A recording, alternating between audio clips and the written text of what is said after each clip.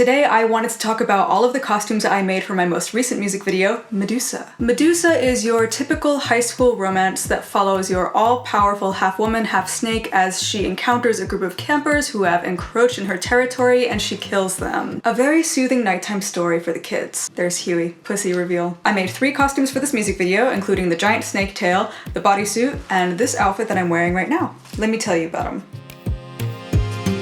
So first I'm going to talk about this dress that I'm wearing. This is the Medusa Dress. This dress was inspired by an Iris Van Herpen design. She is my favorite designer. I love her so much. This is a kimono that she created and it is the most beautiful garment to ever exist. Just the way these pieces cascade off the model's body is just stunning. I looked at this and decided that I needed to create my own version of this. Of course, this is Medusa and I decided that I wanted to have some Grecian inspired art. I looked at Greek pottery and Greek architecture and found one little motif come up again and again, and it was this little design called the palmette. It's essentially a little palm leaf with a circle in the center, and I felt that if you turned it upside down, it looked like a head with a bunch of snakes coming out of it. I love how this looks, so I decided to use it as the main pattern in the dress, and I also decided to use it as the logo of Medusa. You can see I've used it in some other projects as well. You can see I even used it in the little podcast that I made to go along with the music video. I put 3 of these designs on the front of the dress to represent the 3 gorgons, which were women with snakes for hair. Medusa was one of these 3. Hold up. How do I say these names? We are looking at how to pronounce the name of Huey, please don't scratch up my sweater, I like that. Okay, hold up. There he is, he's in his little bed. I put 3 of these designs on the front of the dress to represent the 3 gorgons, which were the women with snakes for hair. There was Medusa, Uriel, and Stheno. So at the edge of the gorgon heads, I put these little tear shapes, and they continue to get smaller as they go towards the edge of the dress. I wanted to replicate the way that Iris Van Herpen has these pieces that are just getting smaller, and it's just like hypnotic. Your eye just moves across the garment. It's just, oh, delicious. At this point in my costume creation career, I didn't know how to use a sewing machine and I was very afraid of making a mistake with this garment, so I decided to hand sew all of these little pieces on. It took forever, but look how cool it is. On and off, this garment took about a year. The first step in my process was to get a bunch of Trader Joe's bags and cut out the design that I wanted. And then I would take this fabric, which is a vegan vinyl snakeskin fabric,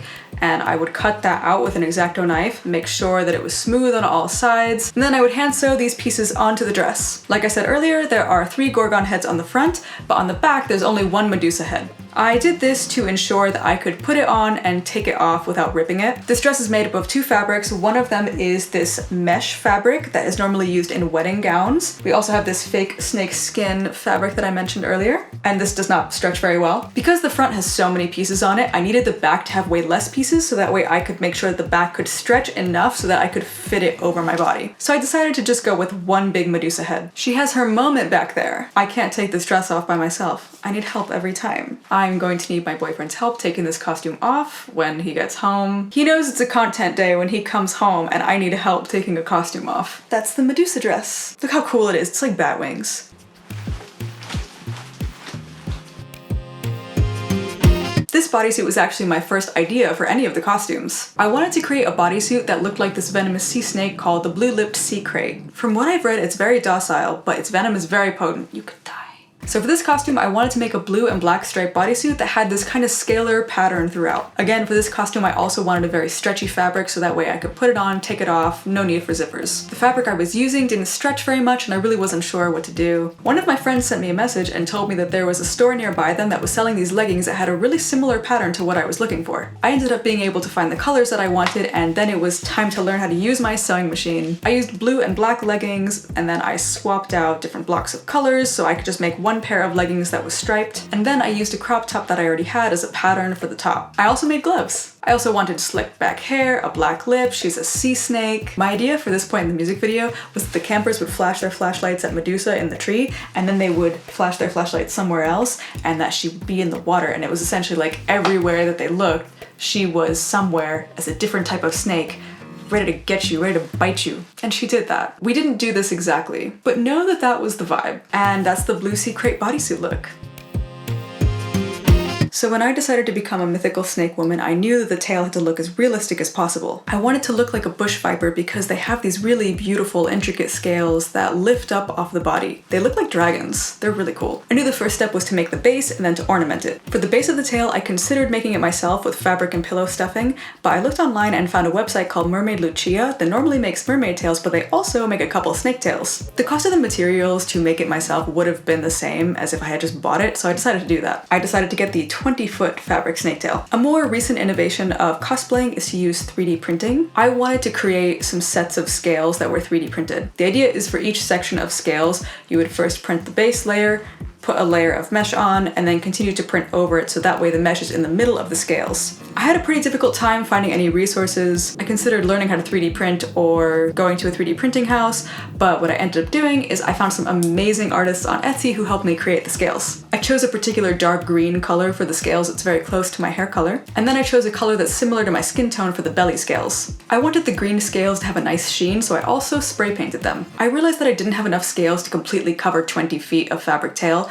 so I ended up cutting the tail by about 8 feet, so I was left with 12 feet in the end. I had a tough time figuring out how exactly I was going to get the scales onto the fabric snake tail because I thought that the mesh would break if I put them directly onto the tail. So what I ended up doing was I took large pieces of green fabric and then I sewed the scales onto the fabric, which I was then going to sew onto the tail. I put the belly scales on first and then sewed that on with my sewing machine, and then I put the green scales on, sewed the mesh on with the sewing machine again, and then I secured them by actually hand sewing them onto the fabric. On the back of the green scales, there's 2 holes that are connected, so I ran a curved needle through it so I could make sure it was extra secure. I made about 6 giant green fabric pieces in order to cover the whole tail. Of course, the tail gets wider in the middle, so I had to adjust for that, and I also had to hot glue on a couple scales as well. I needed to make sure that I could stand in this costume, so I sewed a hole in the back for my feet, and then I stood on a little step stool. I continued sewing these fabric pieces on all the way up to the top until we hit the last piece. So the fabric snake tail closes with a drawstring, and I wanted to be able to make sure I could do that,